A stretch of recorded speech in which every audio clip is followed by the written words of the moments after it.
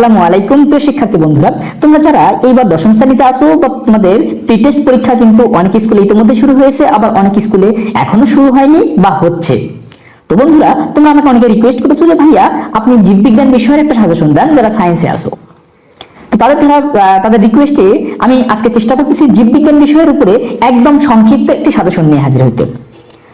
আমার এই সাজেশনে সর্বোচ্চ 7 থেকে 8টি অধ্যায় থাকবে।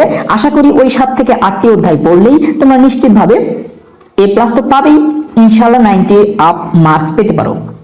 তো বন্ধুরা, সর্বপ্রথম কথা হচ্ছে যে তোমাদের এই যে বায়োলজি ব্যাপারে বা বায়োলজি বইটাতে সর্বমোট অধ্যায় আছে কিন্তু 14টা।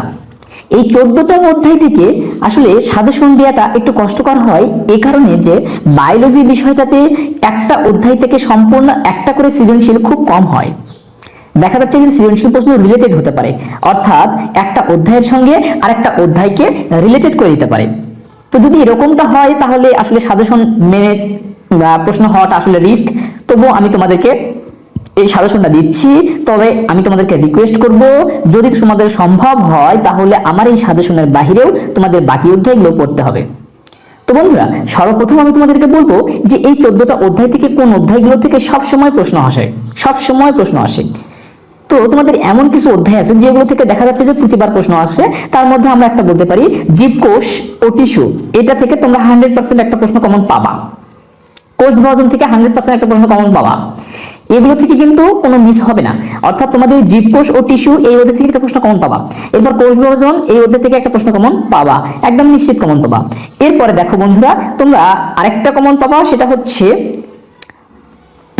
7 নম্বর হচ্ছে গ্যাসীয় বিনিময়। এটা থেকে তোমরা একটা 100% কমন পাবা, গ্যাসীয় বিনিময়, এখান থেকে এটা কমন পাবা। এরপরে তোমাদের আরেকটা পড়তে হবে হচ্ছে সমন্বয় ও চলন, এখান থেকে একটা 100% কমন পাবা। অর্থাৎ এগুলো হচ্ছে 100% কমন উপযোগী অধ্যায়। এখন দেখা যাচ্ছে তোমার 10 নম্বর অর্থাৎ সমন্বয় ও চলন, এখান থেকে একটা কমন পাবা। এরপরে তোমরা বেশি গুরুত্ব দিয়ে পড়বে হচ্ছে জীবের প্রজনন। এটা আসলে 100% বলা যাচ্ছে না, তবে আমি বলতেছি 99%। তোমরা অবশ্যই খুবই গুরুত্ব দিয়ে পড়বে। এরপরে তোমাদের পড়তে হবে হচ্ছে জীব প্রযুক্তি। এই যে জীব প্রযুক্তি এই অধ্যায় থেকে 100% একটা প্রশ্ন কমন পাবা, একদম 100% একটা প্রশ্ন কমন পাবা। তো বন্ধুরা, একটা জিনিস খেয়াল করে দেখো, এখানে আমরা 100% দিলাম কতগুলো, আমরা যতগুলো 100% দিয়েছি এগুলো কিন্তু খুবই গুরুত্বপূর্ণ।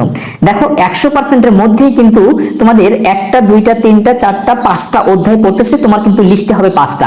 এখন কথা হচ্ছে ভাইয়া তাহলে কি এই 5টা অধ্যায় পড়লেই আমি A+ পাবো? ব্যাপারটি একেবারে এমন নয়। আমি বলবো যে এই অধ্যায়গুলো থেকে প্রতিবার প্রায় প্রশ্ন আসে, তবে তোমারও যে এই 5টা অধ্যায় থেকেই সব প্রশ্ন চলে আসবে ব্যাপারটা এমন নয়। আমি বলবো যে এই 5টা অধ্যায়কে তোমরা মেইনলি ফোকাস করো। এই 5টা অধ্যায় তোমরা একদম বেশি গুরুত্ব দাও। এর সঙ্গে তোমরা আরেকটু পড়বে, তাহলে ইনশাআল্লাহ 5টা সৃজনশীল লিখতে কোনো সমস্যা হবে না। তো এর সঙ্গে তোমরা পড়বে হচ্ছে একটা 4 নম্বর জীবনী শক্তি, এটাকে আমি 99 দিচ্ছি। এর সঙ্গে তোমরা আসলে খাদ্য পুষ্টি পরিপাক করতে পারো, খাদ্য পুষ্টি পরিপাক, এটাও ধরো আমি 99 দিচ্ছি। খাদ্য পুষ্টি পরিপাক, এটাও 99।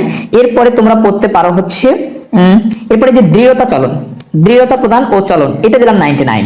আশা করা যায় যে এই 5টার সঙ্গে এই যে 4টা দিলাম 99, এগুলো পড়লে ইনশাআল্লাহ তোমাদের সৃজনশীল 5টা লিখতে কখনোই কোনো সমস্যা হবে না। তবে আমার বিশ্বাস এই যে 5টা দিলাম, এই প্রথম 5টা থেকেই 5টা প্রশ্ন হবার সম্ভাবনা খুব বেশি। তবে আমি বলবো এরকম রিস্ক নিয়ে না গিয়ে অবশ্যই চেষ্টা করবে বাকি অধ্যায়গুলো, অর্থাৎ বাকি যেগুলো দেয়া হলো সেগুলোও পড়তে। কারণ এই যে বিষয়টা অর্থাৎ বায়োলজি বিষয়টিতে আসলে বলা যায় না কোনো একটা অধ্যায় থেকে একটা সম্পূর্ণ সৃজনশীল প্রশ্ন হয় কিনা। ম্যাক্সিমাম ক্ষেত্রে দেখা যায় যে একটা প্রশ্নের সঙ্গে 2টা অধ্যায় বা 3টা অধ্যায় পর্যন্ত রিলেটেড করে প্রশ্ন চলে আসে। এই জন্য আমি বলতেছি অবশ্যই এভাবে পড়বে। এরপরে দেখো বন্ধুরা, এমসিকিউ। তোমাদের এমসিকিউ এর জন্য কি করতে হবে ভাইয়া? এমসিকিউ এর ক্ষেত্রে সাজেশন দেওয়াটা আসলে খুবই রিস্ক। মনে রাখবা তোমাদের অধ্যায় আছে হচ্ছে 14টা এবং তোমাদের এমসিকিউ থাকবে হচ্ছে 25টা। তাহলে তোমরা বুঝতেই পারতেছো প্রায় একটা করে অধ্যায় থেকে 2টা করে এমসিকিউ হওয়ার সম্ভাবনা আছে। এই জন্য আমি বলবো এমসিকিউ এর জন্য কোনো অধ্যায়কেই বাদ দেওয়া উচিত হবে না। অর্থাৎ এখানে যে 14টা অধ্যায় আছে, 14টা অধ্যায় তুমি একটু ভালো করে পড়ার চেষ্টা করবা অ্যাটলিস্ট এমসিকিউ এর জন্য। অর্থাৎ বোর্ড বইটা যদি একবার পড়া থাকে তাহলে তো খুবই ভালো, কারণ বোর্ড বইটা একবার পড়া থাকলে এখন তুমি গাইড থেকে বা সাপ্লিমেন্ট থেকে তোমার হচ্ছে এমসিকিউ গুলো সমাধান করতে পারবা। কিন্তু যদি বোর্ড বইটা পড়া না থাকে তাহলে আমি বলবো প্রথমত তুমি আগে বোর্ড বইটা ভালোভাবে পড়ে নাও।